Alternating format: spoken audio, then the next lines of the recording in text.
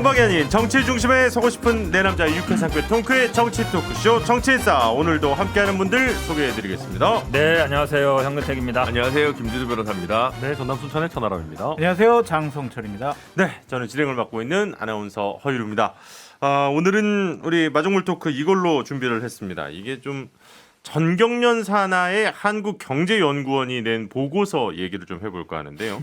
지금 이제 청와대 이전 문제 계속 나오고 있지 않습니까? 청와대를 이제 만약에 대통령 집무실을 용산으로 이전을 하고 청와대를 전면 개방을 하면 관광 수입이 약 1조 8천억 원, 그리고 이제 용산으로 이전하는 데 따른 경제적 효과가 1조 2천억 원에서 3조 3천억 원에 달할 것이다. 이런 이제 분석 내용이 나왔는데, 이제 여기에는 뭐 이제 국민의 통합을 통한 뭐 이렇게 뭐 발전 뭐 이런 명목도 있더라고요. 보이지 않는 그런. 예, 물론 이제 보이지 않는 것도 있습니다만은 요거에 대해서 어떻게 보시는지 좀 궁금합니다. 이런 것 좀 그만했으면 좋겠습니다. 예. 네. 2010년에 그 무역협회 산하의 국제무역연구원에서 G20의 경제 유발 효과가 31조다라고 발표했었거든요. 그럼 매년 G20 회의를 어떻게 달러 빚을 내서라도 해서 네네. 국가 부채 다 갚으면 되겠네요. 저는 이런 식의 좀 뭐라고 해야 될지도 모르겠어요. 하여튼 진실하지 않은 연구 이런 것들을 통해서 뭔가 정책 추진에 뒷받침을 하려고 하는 방식들은 좀 이제 지양했으면 좋겠다. 국민들이 이제 속지 않는다라는 말씀 드리고 싶습니다. 네.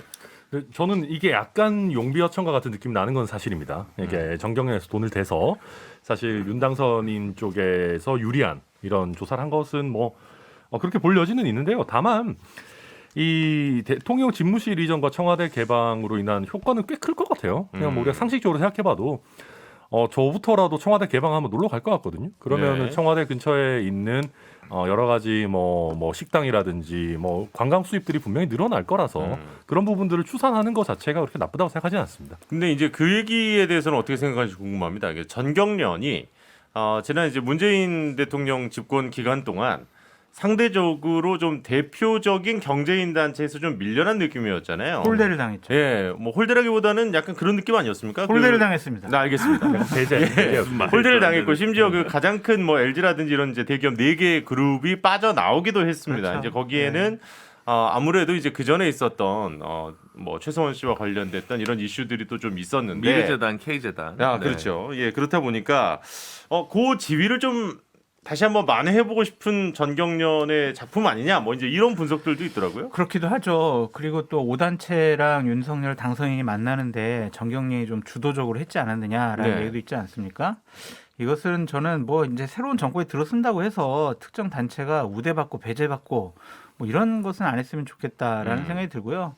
각자 역할을 좀 찾아가면 될 것 같은데, 정경련의 이 뭐 청와대 이전 관련된 3조 3천억, 이거는 좀 귀엽다, 양심적이다. 귀엽다고요? 말씀드리고 싶어요. 왜냐하면 30조라고는 안 했으니까. 300조도 아니고. 평창올림픽 65조. 그리고 아까 뭐 G20이 뭐 얼마 얘기하셨지만 31조. 최대 450조까지 네네네. 그 기대 개발 효과가 있다라고 연구 발표를 한 곳도 있어요. 3조 3천억이면 이건 뭐. 아니, 저는 의외했던 게요. 청와대 개방하면 뭐 국립공원 수준이라서 그냥 무료로 입장하는 거 아닌가 했더니 이거 돈 받는다 그래가지고 깜짝 놀랐는데 사실은 전경련이 지금 아까 말씀처럼 삼성, 현대차, SK, LG 그렇죠. 탈퇴했거든요. 네네. 근데 사실은 그 4개 기업을 빼면 나머지 기업은 다 합쳐봐야 그 4개보다 안 되죠. 4개보다 아니라 4개 중에 하나만도 안 그렇죠. 돼요. 삼성만도 안 되죠. 삼성만 하나만도 안 예, 돼요. 예. 그럼 사실상 정경련이 어찌 보면 우리나라 뭐 재벌들의 대표 단체였는데 그 의미 자체가 없어졌어요. 제가 보면. 그러니까 정경련이 옛날의 정경련이 아니다. 실제로 제 그래서 친구도 정경련 다녔었는데 조직이 엄청 막 반의 반토막 거의 난 그래요? 것 같더라고요. 아마 그 내는 돈 자체가 이제 삼성, LG 이런 그렇죠. 안 내니까. 저는 그 정책적으로는 3가지만 짚으면 될 것 같아요. 네. 전경련을 그 인수위 때 단독으로 만난 건 MB. 그렇죠. 그 지금 약간 친이 MB 정권의 냄새가 좀 나는 게 있다. 뭐 교과부를 부활한다, 그러니까 통합 다시 한다든가 뭐 이런 것들도 그렇고, 그 인수위에서 하는 행보 중에서 좀 이명박 정부 때의 뭐 냄새랄까 이런 것들이 좀 나는 게 있다는 것 같고요. 박근혜 대통령은 중기중앙에만 만났어요. 네. 그때 경제민주화로 당선된 대통령이기 때문에 이렇게 하지 않습니다. 근데 경제 5단체는 뭐 노무현 대통령 같이 만났습니다. 그러니까 경제 5단체를 만나는 걸 나쁘다고 비판할 수는 없어요. 근데 네. 컨셉이 근데 전경련 주도 하에서가 조금 그렇다. 박근혜 정부는 그러지 않았다. 심지어라는 것과 경제 5단체를 만났으면 양대 노총도 만나야죠. 근데 양대 노총은 안 만나고 경제 5단체만 만난다? 그러면 이제 균형 감각을 좀 잃은 정부의 컨셉 아니냐 이런 비판에서 자유롭게 어렵다 싶습니다. 알겠습니다. 뭐 혹시 더 나누고 싶은 얘기 이 정도면 충분한 것 같습니다. 예, 네. 마중물 토크는 이 정도로 하고요. 광고 듣고 오늘 본격적인 이야기 시작하도록 하겠습니다.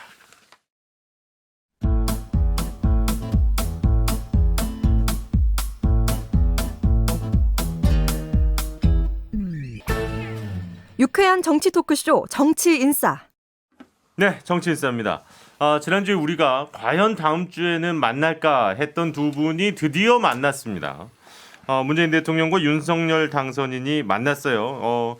그 전에 이제 검찰총장일 때 한번 청와대를 방문했었다고는 그렇죠. 하는데 그게 뭔가 조금은 어색해 보이는 면도 없잖아 있었던 것 같고 그런데 또 시간은 역대 당선인과의 만남 중에 가장 긴 시간을 할애해서 저녁에 만찬을 함께 했던 요런 분위기를 일단 연출을 했는데 문제는 회동한 지 며칠 안 돼서 다시 또 그러니까 지금 집권 세력과 향후에 정권을 넘겨받을 세력이 충돌하는 듯한 모습을 보이고 있습니다. 대우조선해양 대표이사 선임을 두고 인수위에서는 알박기 인사라고 규정을 했고 청와대에서는 또 인수위가 그 자리에 눈독을 들이고 있다는 게 놀랍다. 뭐 이제 이런 상반되는 반응을 보였는데 아니 근데 이 자리가 왜 그렇게까지 문제가 되는 거죠? 대우조선해양 같은 경우에는요, 기본적으로 지금 인수합병 매각을 해야 되는 상황이에요. 그러면은 인수합병 전문가가 사장으로 좀 임명이 돼서 좀 일을 처리해야 되는데 지금은 결국에는 조선소장 생산직을 했던 분을 지금 사장으로 임명했거든요. 네. 과연 그것이 맞을까?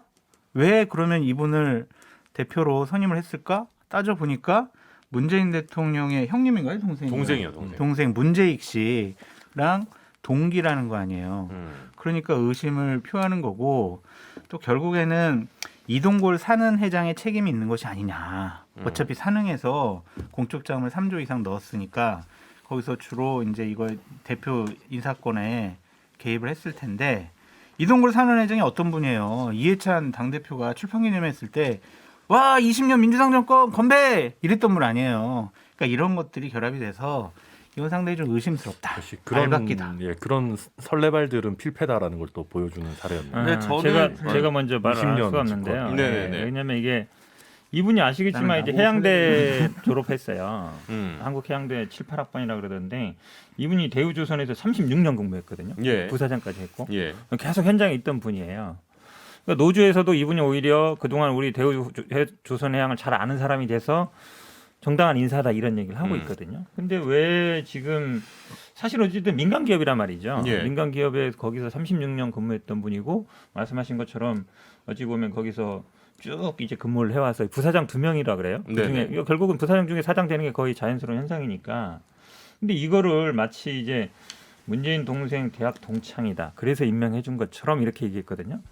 그래서 원일이 대변인이 먼저 폼을 열었죠. 뭐라 그랬냐면 알박기, 비상식, 모렴치 이 얘기했거든요. 그러니까 비상식, 모렴치, 알박기라는 표현이 그러니까 공공기관 예를 들어서 뭐 감사원이나 이렇게 대통령이 직접 임명하는 건 모르겠지만 예.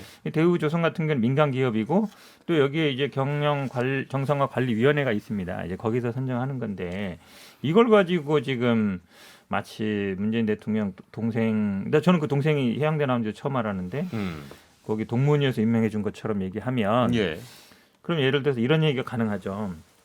윤석열 이제 대통령 당선인이 예를 들어서 뭐 대학 동문이나 아니 뭐 법대 서울법대 나온 사람 법조인 많을 테니까 네. 임명할 때마다 그럼 우리가 대학 동문위에서 임명해줬냐 이렇게 얘기해도 돼요. 그런 거랑 같은 거예요. 그러니까 마치 다른 앞에 사실 다 빼버리고 그거 하나 가지고 얘기하면 제가 보기에 뭐 적절하지 않다고 보고 있습니다. 저는 그게 약간 논점 이탈이라고 생각하는 게 예를 들면 정권 이양기가 아니라 평소에 뭐 대학 동기를 뭐 실력에 따라 임명하고 하는 건 문제가 없죠. 그리고 우리가 이분이 적절하냐 안 적절하냐 가지고 싸울 일은 아닌 것 같아요. 그런 점에서 저는 인수위의 발표도 약간 부적절한 면이 있었다고 생각하는데 그런데 문제는 저희가 이 제기를 하는 근본적인 이유는 이 대우조선해양이 장 교수님 말씀하신 것처럼 공적 자금이 많이 투입됐고 사실상 산업은행의 자회사 같은 개념이에요. 예. 그래서 금융위원회에서 산업은행에다가 임기 말 인사를 중단하라라는 지침을 2차례나 내려 보냈어요. 근데 이 지침을 위반해 가면서까지 무리하게 임명했다. 그러면 이렇게 무리하게 임명한 데는 뭔가 이유가 있느냐? 이게 저희 비판의 사실 핵심이거든요. 그러니까 그거에 대한 답변은 없는 거죠, 지금. 제가 보기에는요. 그거 죄송해요. 네. 그러면 그 지침 자체가 문제가 있어요. 그러니까 자제해달라고는 할 수 있는데 지금 말씀처럼 지침이 예를 들어서 근거가 있어야 되죠. 지침의 근거가 뭐예요? 근거 없거든요. 왜냐하면 이게 민간 회사하고 주주총회에서 하는 겁니다. 네. 그러면 예를 들어 민간 회사의 주주총회에서 사장 대표이사를 선임하는데 아니 뭐 거기서는 이제 이사를 선임하고 이사회에서 이제 대표이사를 그렇겠죠. 선임하는데 네네. 그거에 대해서 인수위가 하지 말아라 할 권한이 있어요? 인수위가 한 게 아니고요. 금융위원회가 한 거고. 그러니까 예. 산업은행 주총이라도, 그러니까 대우조선해양 주총이라도 산업은행이 아마 제가 알기로는 대주주일 거예요. 산업의 대주주죠. 예, 가반주주가 그러니까 맞아요. 산업은행이 이거를 당연하죠. 금융위 지침을 지켰으면 이렇게 안 하면 되는 거예요. 사실. 그러니까 이게 인수위 업무가 아니에요. 일단 어, 심플하게 얘기하면 아니, 그러니까 금융위 인수위가 요즘 굉장히 그 오바를 되게 많이 하고 있다고 생각이 드는 게 뭐 SBS랑도 간담회를 하고 네. 민간기구인 방송통신심의위원회랑도 뭐 간담회 하려고 하고 전례가 없는 일을 굉장히 많이 하고 있거든요. 그래서 들뜬 건 알겠는데 인수위는 법에 있는 그 공수처도 뭐 원래는 그래서 간담회로 한 거지만 업무 보고 받을 수 없는 조직인 거고 네. 그래서 좀 인수위가 들뜬 건 알겠는데 좀 드리블을 거칠게 좀 하지 말아달라고 주문하고 근데 싶습니다. 저는 김준호 변호사 말씀 좀 아니라고 생각하는 게 이거는 인수위가 뭘 한 게 아니고요. 금융위의 지침을 위반한 거에 대해서 사실 문제 제기만 한 겁니다. 이걸 가지고 인수위가 뭐 그러니까 또 그거는 업무 범위를 정당에서 넘어선 건 하면 아니고. 되는 거고 인수위가 할 일이 아니라는 거죠. 아니 인수위가 저 금융위 지침이 준수됐다면 그 이 인수인계 기간을 넘어서서 정상적으로 임명하는 절차를 할 수 있는 거니까. 아니, 그러면 예를 들어서 말씀하신 거면 국가기관이나 아니면 공공기관이 대주주인 민간 회사 같은 경우에는 다 금융이라든지 인수에서 관여할 수 있다는 얘기예요? 공적 자금이 거의 다 투입됐으면 관여하죠. 네. 원래는 관여하죠. 산업은행 이런 아니 데 그러니까 감시 말씀드리잖아요. 관리관도 아까 받는 거잖아요. 산업은행에서 직접 하는 게 아니라 경영정상화관리위원회가 있다니까요. 그 부분 임명된 분들은 대부분 박근혜 때 임명된 분들이에요. 그리고 이분이 예를 들어서 밖에서 들어온 분도 아니고 거기서 36년 동안 근무했던 분이고 부사장이었는데 그러면 그러니까 그게 말씀하신 것처럼 뭐 문재인 대통령 동생의 대학 동창이라 그러면 그걸 임명하지 말아야 된다는 그게 이해가 잘 안 가요. 아니, 그거를 그게 왜 금융이나 그러냐면 그걸 만약에 금융에서 지침 안 그랬다 그래서 인수위에서 그 인사가 알바 끼고 모렴치하고 비상식적이다라고 말할 수가 있어요. 그게- 그렇게 얘기하면 민간 영역과 공공 영역이 완전히 허물어지는 건데 그거는 제가 보기에 기본적인 자본주의 질서에 반하는 거 아니에요? 허물어지도록 문재인 정권에서 많이 좀 낙하산 인사를 많이 내려보냈다라고 말씀을 드리고 싶고요. 그리고 박두선 씨 같은 경우에는 문재인 정권 5년 동안 갑자기 승진을 이렇게 했어요. 여러 가지 좋은 자리도 많이 가고 그렇게 우대를 받아서 이번에 결국에는 정권 말기에 이분을 대표로 시킨 것이 아니냐 그런 의혹이고 저는 김준호 변호사님 말씀도 맞다고 생각이 들고 천하람 변호사님 말씀도 맞다고 생각이 들어요. 갑자기 황희정승을 하신다고요? 아니 근데 여기서? 아니, 네. 그 양- 소총리를 오래 할 수 있고 두 번 할 수 있어요. 양비로 그러니까 제 말은 포스코, KT 같은 데가 낙하산 인사하고 점령군처럼 해가지고 기업 경쟁력이 망가졌다는 지적이 오랫동안 네, 있었어요. 있었죠. 그러니까 저는 그 부분에 참 동의를 하고 네. 그러니까 이번 대우조선해양 같은 경우에 이제 내부 인사다 보니까 인사에 대한 비판을 인물로 가지고는 잘 못하는 것 같아요. 네네. 그러니까 지금 한국은행 이창용 총재 후보 지명자 같은 경우도 마찬가지. 이게 지금 대과가 없는 분이고 모두가 인정한 에이스다 보니까 네. 그 비판의 칼날이 좀 무딘 것 같아요. 인수위가 됐든 뭐 국민의힘이 됐든 간에 그런 부분이 좀 있는 것 같고. 근데 대우조선해양은 사실은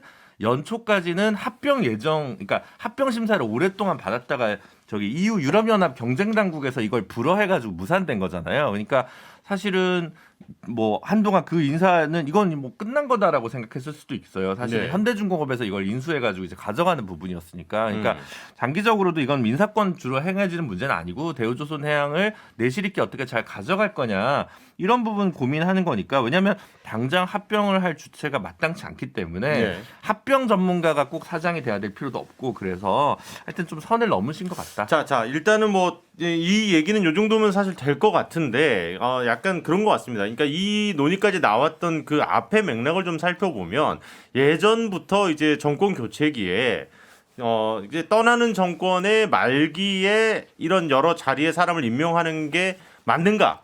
그러니까 차기 정권이 그러면 늘 비판을 해왔었거든요. 그러니까 그것에 약간 연장선상으로 지금 민간 기업까지 간 케이스인데 공적 자금이 지금 들어갔다고 또 말씀을 하시니까 그거에 대한 이제 판단은 우리 청취자 여러분들이 하시면 될 것 같은데 뭐 짧게 공적 하실래요? 자금이 들어갔다면 공공기관으로 볼 수밖에 없어요. 그러니까 이 부분에 그거는 인사권을 보시는 관점의 문제지 그 공공기관으로 본다는 거는 법적인 문제랑은 완전히 또 다른 문제예요. 그러니까 인사권을 관여하고 행사할 수밖에 없고 김준호 변호사님한테 그러면 제가 이렇게 한번 물어볼게요. 입장 바꿔놓고 생각을 해봐요.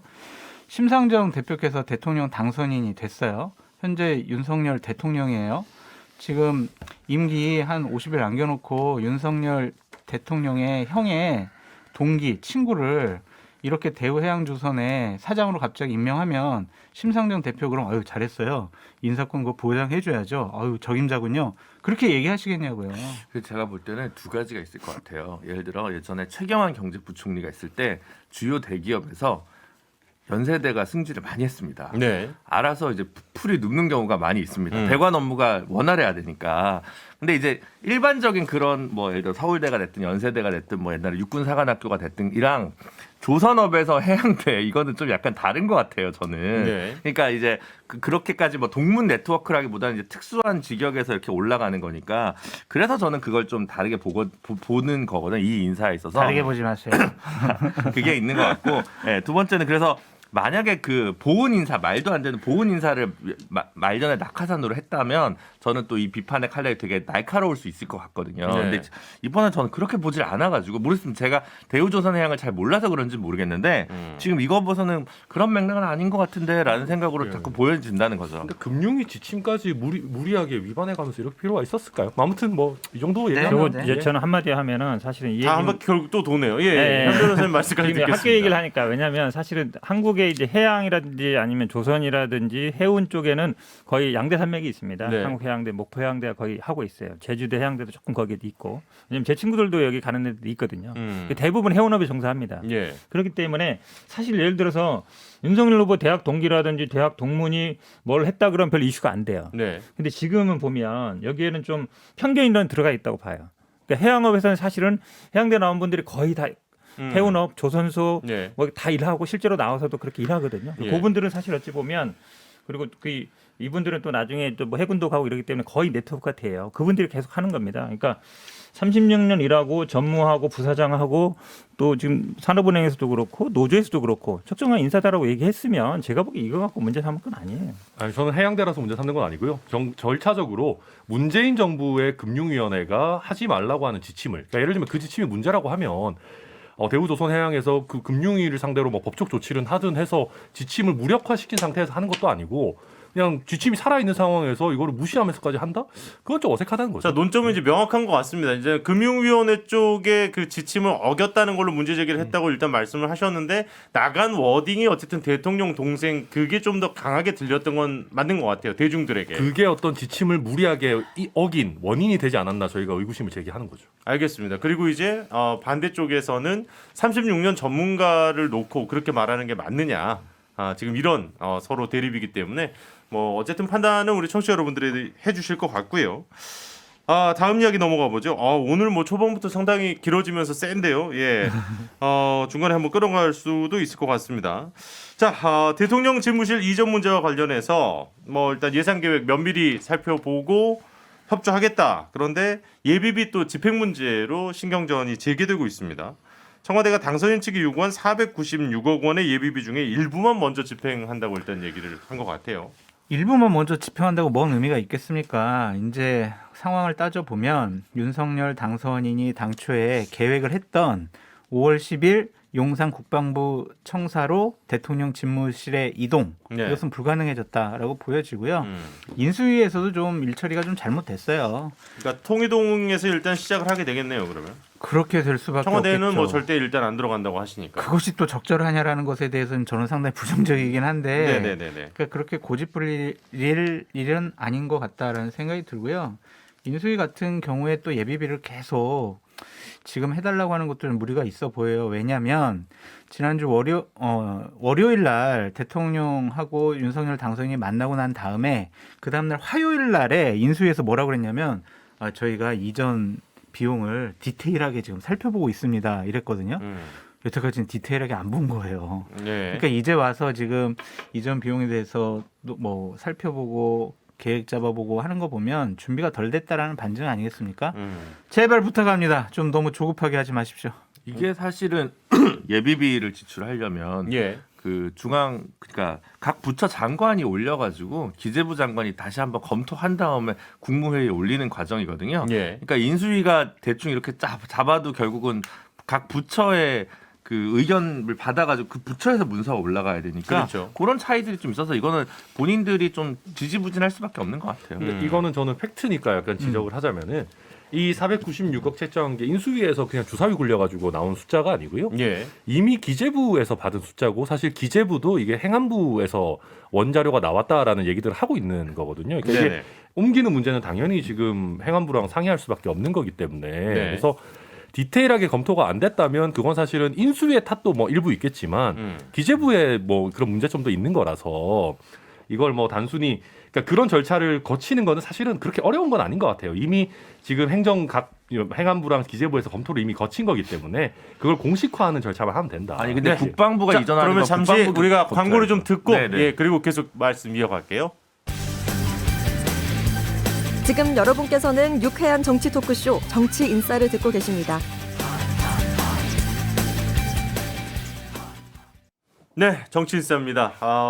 일단 예, 김준호 변호사님 하시려던 얘기 바로 듣고 지금 현근택 변호사님 아직 말씀이 없으셨기 때문에 이어가도록 하겠습니다. 근데 사실 변호사들은 네. 이제 서울에 있는 변호사들은 서초동에 제일 많이 사무실이 있고 법원에 제일 많이 가잖아요. 그렇겠죠. 근데 예. 요즘 이제 당선인께서 그쪽에서 출퇴근하다 보니까 갑자기 차가 막힙니다. 네. 차를 잡고 그쪽에 살고 있어가지고 네네. 진짜 저 당했어요. 얼마 전에 어. 반포대교 남다리에서 쭉 잡고 있는 거예요. 밤에 방송 끝나고 사무실 들어가는데 오. 뭐지 그랬는데 당선인께서 또 가셔서 빨리 좀 청와대로 들어가시는 게 네. 우리 좀 이쪽 길도 안 막히게 하는 건데 계속 통일동에서 업무하시고 네. 서초동에서 출퇴근하시면 이게 또 뭐 힘들겠다 이런 생각이 좀 많이 들더라고요. 그래서 생각해 보니까 그 문재인 대통령 당선인 시절에는 거기 뒤쪽 그 경복궁 뒤쪽에 저기 뭐죠 부암동인가요? 그쪽 네네. 뭐 집이 있었죠. 평창동 그쪽에 살다 보니까 아무래도 출퇴근길은 상대적으로 좀 약해서 아마 저희가 잘 몰랐던 게 아닌가 싶은데 하여튼 좀 굽어 살펴주시고 좀 청와대 그냥 들어가시면 안 돼요? 저는 무슨 생각 들었냐면 문재인 대통령이랑 만나는데 이렇게 둘러보시는 당선인 보면서 좋은데? 여기 올 걸 그랬나? 약간 이런 눈빛도 좀 섞여 있다는 생각이 많이 들었거든요. 네. 저는 이제 인수위가 이제야 조금 어찌 보면은 자리를 잡아간다 이 생각이 들어요. 처음에- 이제서요? 아니 그게 아니라 사실은 최근에 저는 그게 분기점이 된 것 같은데 일본 역사 교과서 나왔을 때 뭐라 그랬냐면 역사 네. 교과서에서 독도 문제랑 뭐 종군 위안부랑 강제징용 나왔을 때 그렇죠. 개별 외교 사안에서 우리가 할 얘기 아니다. 약간 어찌 보면 이제 올바른 역사 인식이라는 전제가 그건 있긴 나중에, 했습니다. 그건 나중에 예, 미리 얘기고. 뭐 왜 발전의 그러냐면 관계를 위해서. 그리고 이 추경 얘기도 최근에 그렇고 네. 그래서 우리가 어차피 집권한 임기 시작한 다음에 하겠다. 그게 어찌 보면 원론적인 얘기예요. 그렇죠. 근데 이 청와대 이전 얘기할 때는 굉장히 압박을 많이 가했거든요. 많은 국민들이나 많은 분들이 언론에서도 아니 임기 시작한 다음에 하면 되지 예산 짜서 왜 지금 연합훈련도 앞두고 있고 지금 북한 미사일도 쏴대는데 왜 지금 급하게 가야 되냐 이 얘기였거든요. 네. 그러니까 처음부터 저는 이렇게 했으면 돼요. 예비비 중에서도 지금 아마 청와대에서도 어쨌든 합참 이전하는 건 빼고 나머지 하겠다는 거잖아요. 그래서 일부 하겠다는 거라서 그럼 뭐 그렇게 합시다. 했으면 되는 거예요. 그래서 네. 본인들의 권한은 5월 10일부터고 그 이전엔 현 정부에서 협조하면 하는데 안 하면 못 하는 건데 안 해준다고 해서 막 왜 안 해주냐 왜 뭐 일 못하게 하냐 왜 방해하냐 이렇게 할 건 아니다. 이제 그 어떤 한계선은 분명히 해야 된다. 그런데 어쨌든 이 이전 부분도 그렇게 정리되는 것 같습니다. 네. 근데 이게 이전 부분이 단순히 뭐 윤석열 당선인이 막 빨리 가고 싶어서 막 칭얼댄다 이런 느낌이라기보다는 실제 당선인의 지위에 있을 때 이전이 완료되는 게 국익을 위해서도 좋아요. 그러니까 빨리 가능하면 예를 들면 이왕 이전할 거라면 대통령이 된 이후에 어떤 뭐 공백 상황이 생기는 것보다는 예. 최대한 빨리 지금 인수인계 시기를 이용해서 이거를 해결하기 좋다는 그러니까 국익의 차원에서 이게 얘기하는 거지 뭐 꼭 그런 건 아니다 말씀드리겠습니다. 근데 알겠습니다. 죄송해요. 제가 좀 의문인 거는 예.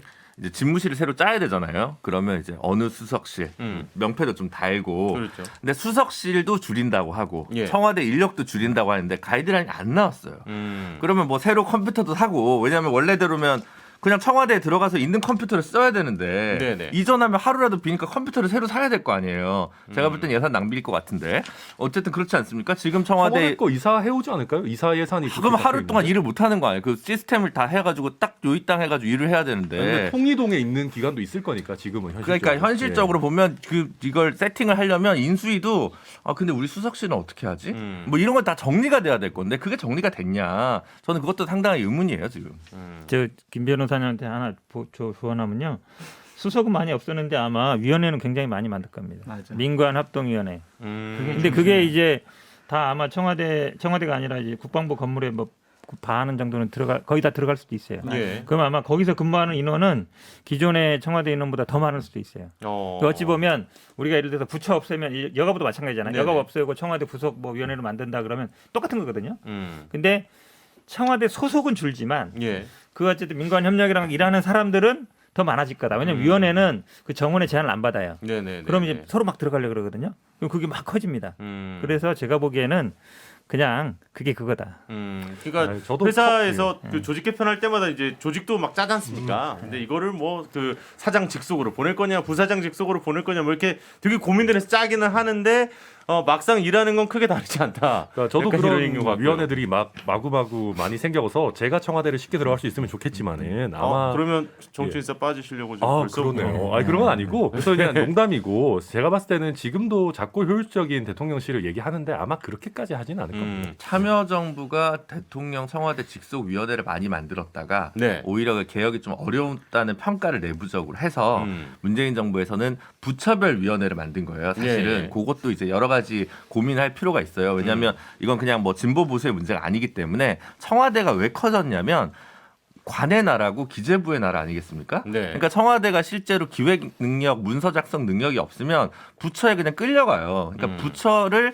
일을 시키려고 해도 일을 시킬 사람이 필요하다 보니까 청와대가 자꾸 커진 거거든요. 예, 예. 그냥 부처도 자꾸 커지니까 그 상황을 봐야 되는데 그냥 부처의 자율성을 맡기겠다라고 하는 게 어떻게 보면 좀 어려울 수도 있다. 제가 천하람 변호사님 옆에 앉아 있지만 이 의견과 관련해서는 현근택 변호사님 말이 맞는 것 같아요. 그러니까 저도 상당히 우려스럽게 보는 게 두 뭐냐면 분 선거 전에는 그렇게 싸우시더니 이렇게 아니, 서운하게 사는 거예요. 들은 얘기가 있어가지고 그래요. 아 들은 얘기요? 청와대 개편 관련해서 축소하는데 네. 말씀하신 것처럼 민관위원회를 대폭 확대하고 활성화시킨다고 하더라고요. 그것도 대통령 집무실 옆에 두겠다라는 거거든요. 그렇다면 이게 과연 축소의 의미가 있는 것이냐. 또 민관위원회가 현실적으로 어떤 집행 권한이 없어요. 네. 자문기관 같은 거거든요. 그렇죠, 그렇죠. 그게 과연 효율적으로 일 처리가 가능할 것이냐. 그러니까 이제 좀 그런 보통 걱정이 그 있어요. 조직을 축소시키겠다는 건 그러니까 의사소통을 더 간결하게 해서 빠른 의사 결정을 하기 위한 게 이제 1번 목표일 텐데 그렇죠. 네. 이제 지금 현 변호사님이나 장 교수님이 좀 우려하시는 바는 그런 주변에 위원회가 많이 생기면 조직이 슬림화돼도 실질적인 의사결정이 빨라지기는 어렵다 뭐 이렇게 그렇죠. 들리거든요. 핵심적인 게 뭐냐면요. 예전에 지금 위원회들은 청와대 안에 없어요. 왜냐하면 공간이 없기 때문에 그렇죠. 밖에 있단 말이에요. 주변에 그렇죠. 주변에 산재 있어서 뭐 균형발전위원회나 여러 것들이 이렇게 있는데 지금 국방부로 가게 되면 그 위원회들이 국방부 건물로 들어갈 가능성이 있어요. 아니 한대 들어간대. 그러면 사실상 그게 집무실, 그러니까 청와대 조직이랑 같은 거예요. 네. 그러니까 근데 이제 거기에 뭘 지금 볼 수 있냐면 우리가 국민통합위원회 김만길 위원장이 하는 게 선거 때도 캠프와 별개의 캠프 같은 역할을 그랬었죠. 했거든요. 지금도 보면 별개라고 인수위와 계속 별개의 인수위 같은 약간 그런 모습을 하고 있어요. 그건 뭐 보시는 아, 관점에 모두 따라 많이 어쨌든 다를 수 역할을 있겠습니다. 보면 저번에도 왜냐면 맞아. 페이스북도 많고.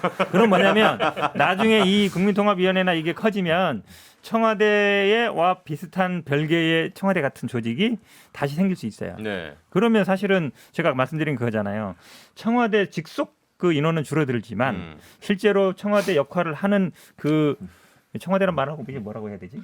대통령 집무실 역할을 하는 사람들은 더 많아질 수 있고 그게 어찌 보면 약간 변칙 트릭일 수 있다. 그런 거 말씀드리는 거예요. 알겠습니다. 뭐 일단 집무실 이전 관련해서는 사실 이제 뭐 여러 얘기가 있었습니다만 이전 자체는 결론이 거의 난 것 같아요. 예, 그런데 이제 앞으로도 그 과정과 관련해서는 나눌 이야기 또 좀 들려올 듯한 잡음들은 상당히 남아 있다. 그렇죠. 예, 요 정도로 정리를 하고요. 사실 저희가 예상했던 것보다 지금 전반적인 이야기들에 좀 더 깊이 있게 들어가면서 이 얘기하면 오늘 거의 마무리해야 될 수도 있을 것 같은데 어쨌든 안 짚고 넘어갈 수는 없는 지금 뭐 국민의힘에서 계속 이제 김정숙 여사의 옷값과 관련된 이런 이야기 저희는 또 우리는 안 했으니까 정치인사에서도 한번 네 분의 시각을 좀 들어보도록 하겠습니다. 김 변호사님께 먼저 좀 여쭤보고 싶은데요.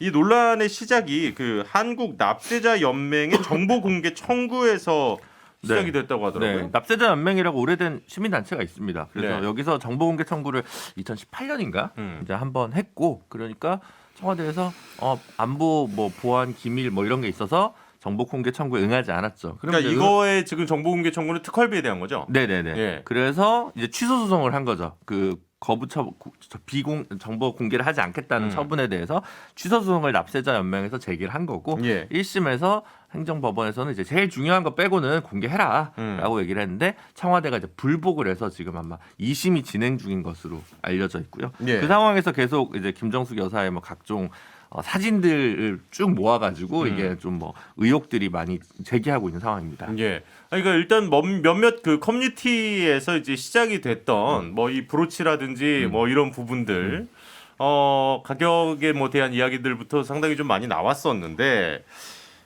일단은 뭐 현 변호사님 얘기를 좀 들어봐야 될 것 같아요. 이게 무분별한 의혹 제기입니까? 뭐 저는 아마 그렇게 보는데요. 이게 아마 네. 논란이 제일 커졌던 거는 아마 이게 브로치 뭐 2억짜리다 뭐 이래가지고 이제 그게 저는 까르띠 땡뭐 여기 거다 뭐 이런 얘기가 있었죠. 깡거다, 근데 이분이 이제 가품이다 직접 뭐 이랬는데. 뭐 제작하신 분이 나는 그게 좀 눈에 띄던데 기자가 이제 취재 들어오니까 본인이 네. 가서 설명을 했다는 거잖아요. 그렇죠. 이게 이렇게 만들어야 된 거고 남대문에 액세서리였고 몇 개 해봐 몇만 원 안 하고 다 설명을 했다는 거잖아요. 네네. 그런데도 그런 보도가 나왔어요, 계속. 그런 다음에 이게 뭐 그러면은 까르띠에 죄송합니다. 어쨌든 아니 뭐 명품 아니냐 했는데 예. 그쪽에서 아니라 그러니까 그 다음에 어떻게 얘기했냐면 그러면 그거 모방한 거 아니냐, 가품이다. 뭐 이러죠. 짝퉁 아니냐 한마디로 얘기하면 이제 그렇게 몰아갔거든요. 예. 근데 이분이 그거에 대해서 굉장히 이제 분노했다. 자기는 어쨌든 대한민국의 상징이고 또 그날 또 인도도 어쨌든 벵골 호랑이가 있기 때문에 그런 걸 그렇죠. 염두에 둬서 하고 이게 사실은 우리가 꼭 그런 뭐 명품을 모조하는 그런 게 아니라 자기 뭐 이렇게 자체적으로 만드는 건데 그걸 왜 모조품으로 몰아가냐 얘기됐는데 옷도 얘기가 나왔어요. 보니까 옷도 지금 쟁점이 두 가지인데 하나는 이제 현금으로 줬다. 네. 그리고 너무 많다. 그다음에 뭐 그래서 현금으로 줬기 때문에 특활비 아니냐 이 얘기인 것 같은데. 그러니까 이게 사비라고 청와대에서 주장을 했는데 사비 네. 맞냐? 그러면 공개해라가 지금 일단 사비 쓴 거를 공개할 의무는 없어요. 그리고 옷도 지금 보니까 이제 그 빌렸다는 거잖아요. 예. 빌릴 때마다 얼마씩 오늘 또 그렇죠. 최근에 그 얘기가 나왔었죠. 예, 빌릴 때마다 뭐 얼마씩 됐다는 건데 저는 이게 아마 예전에 이제 박근혜 전 대통령이 옷 가지고 뭐 특활비 이런 논란이 있었기 때문에 이제 그거에 대한 것 같은데 저는 아마 이제 선거를 앞두고 어쨌든 지금 윤석열 후보 당선인 지지율이 잘 안 나오고 있고 기대치가 그다음에 문재인 대통령에 대한 지지율이 높고 이래서 이거를 아마 선거 전략의 일원으로 삼는 게 아닌가 싶은데 저는 뭐 그렇게 효과적인 수단은 안 될 거다 이렇게 보고 있습니다. 선거 전략이라기보다는 일단 이제 정권 교체기에 그 지지율과 관련된 이야기를 하신 것 같고요. 네네. 예. 저는 이거는 보수파 진영에서 당한 만큼 되갚아 주겠다라는 원한의 감정이 더 큰 것 같다라는 생각이 들어요. 현 변호사님께서 지금 뭐 사빈 쓴 것 공개할 의무가 뭐가 있냐 이런 식으로 얘기를 하시는데 2016년 10월에 김태년 의원이 국회에서 박근혜 전 대통령 옷과 관련해서 대통령께서 사비로 정산했다라고 답변을 주셨는데 그렇다면 사비로 정산했다라는 송금 기록, 출금 기록 제출해라. 라고까지 얘기를 했어요. 네. 그렇게 얘기했던 분들이 지금 와가지고 아무 문제 없다라는 식으로 얘기하는 것 자체가 문제가 있고 이런 것들이 저는 대통령 영부인의 옷감 문제를 또한 2016년, 17년도에 박근혜 대통령의 옷감 문제를 갖고 문제 삼는 것 자체가 상당히 좀 국격에 좀 문제가 있지 않느냐라는 생각이 드는데 어쨌든 민주당과 청와대에 있는 분들이 그런 공격을 한 것에 대해서 부메랑 맞고 있다라는 생각이 듭니다. 저는 오늘 장 교수님 너무 황희정 스님 같으신데 그러니까 저는 다음 주에 자리를 세 분을 여기다 앉히고 천 변호사님 혼자 이렇게 총리하실 자리- 관상인가 아, 봐. 그러시네요. 근데 아니 저는 이게 일단 첫 번째로 이거 국민의힘이 시작한 거 아닙니다. 네, 한국 납세자 맞아요. 연맹이 시작한 맞아요. 거고요. 네. 법원에서 1심도 승소한 겁니다. 예. 맞아요. 예, 김정숙 여사의 의전 관련한 뭐 이런 비용들 특활비 다 공개하라라고 한 거고요. 예전에 문재인 대통령께서 당대표 시절에 특활비 공개해야 된다라고 하셨죠. 그러니까 이거의 본질은 사실 내로남불인 겁니다. 그리고 또 한 가지는 현근택 변호사님께서 뭐 브로치나 옷 몇 벌 이런 걸로 이걸 쟁점을 축소하려고 하시는데 이게 약간 김어준 씨의 스킬이거든요. 전체 빅픽처에 대해서는 할 말이 없을 때 세부적으로 우리가 할 수 있는 얘기들을 끌어다가 쟁점을 축소시키는 거예요. 그러니까 전체 빅픽처에 대해서 아니 법원도 공개하라 그랬고 문재인 대통령도 옛날에 특활비 공개하겠다고 그랬는데 이게 떳떳하다면 왜 공개 못하나? 그러면 이 특활비 내역 중에 뭐 사비까지는 일단 제쳐놓는다 하더라도 이거 공개해서 의상 관련한 비용이 없습니다라고 하는 거는 그럼 도대체 왜 못하는 건가? 게다가 지금 항소돼 있는데 항소만 문제되는 게 아니고 이거 대통령 기록물로 지정되면 15년간 공개 안 되는 거거든요. 왜 이렇게까지 해야 되느냐라는 저희가 문제 제기를 하는 거고 거기에 대해서 사비로 처리했다라고 하기 때문에 저도 뭐 현실 정치 한 사람으로서 그걸 믿고 싶습니다. 그런데 지금 현금 지출한 거 이런 것들이 있고 하나의 반증이라도 이거 진짜로 뭔가 공적 자금이 쓰인 것 같다라고 하는 하나의 반례라고도 드러나면 굉장히 위태로워지는 거기 때문에 일단 저희 국민의힘에서도 굉장히 예의주시하면서 지켜보고 있는 그런 상황. 지금 제가 저를 지목했으니까 제가 말 안 할 수가 없는데요. 뭘 빅피처라고 그런지 모르겠는데 어쨌든 국민의힘에서 이걸 계속 문제 삼고 있는 건 맞습니다. 법원에서 시작한 건 맞지만 왜냐하면 최고위원들이 계속 얘기하고 있잖아요. 얘기하고 있기 때문에 최근에 하고 있는 거죠. 얘기 들어보세요. 그다음에 까르띠는 상징적인 거예요. 왜냐하면 이게 고액의 어떤 그걸 얘기한 거란 말이죠. 그러니까 사치품이라는 얘기죠. 그렇죠. 그걸 얘기한 거기 때문에 그게 다는 아니죠. 당연히 옷값을 얘기하는 것이고 쟁점은 이게 자꾸 특활비 그러니까 한마디로 얘기하면 옷 사는데 특활비 썼을 것이다. 이제 그 의혹을 갖고 계속 제기하는 거거든요. 물론 납세자 연맹에서도 특활비도 얘기했고 그다음에 의전비도 얘기했고 그다음에 뭐 장차관 뭐 도시락비도 얘기했어요. 저도 뭐 장차관 도시락값 공개할 수 있다고 봅니다. 의전비도 뭐 공개할 수 있다고 보고. 근데 특활비는 사실은 이건 어느 정부나 마찬가지 역할인데 지금 뭐 그러니까 당장 윤석열 총장 시절에 특활비도 얘기 나오는 거 아닙니까? 그것도 똑같습니다. 1심에서 공개하라 그러는데 검찰에서 항소해가지고 이제 2심 제기 중인데 지금 말씀하신 게 이제 197억 원 147억 상당. 147억. 예, 그렇죠. 근데 이거는 뭐 지금 특활비 쓰는 데가 국정원, 법무부, 검찰, 청와대, 뭐 국회는 많이 줄었어요. 많이 줄었는데 아마 공개하라고 대부분 판결이 날 것이고 그거에 대해서 대부분 어떤 행정기관이든지 항소할 겁니다. 왜냐하면 그 공개 자체가 지금 어째 자의적으로 할 수 없게 돼 있어요. 만약에 그거에 대해서 항소를 안 하면 항소 안 한 그 소송 담당자가 또 나중에 문제가 됩니다. 징계받을 감사라든지 문제 돼요. 왜냐하면 공개 안 하게 돼 있는 거기 때문에. 근데 공개 안 하게 되는 건데 법원에서 1심 판결 받았다고 해서 공개했다. 항소 안 한다. 그거 안 되거든요. 그런 부분이 있다는 말씀드리고 사실은 이 특활비 문제는 한 부서에서 어떻게 할 수 없는 부분이에요. 한 부서에서 자의적으로 판단 못합니다. 전체적으로 어떤 가이드를 만들든지라든지.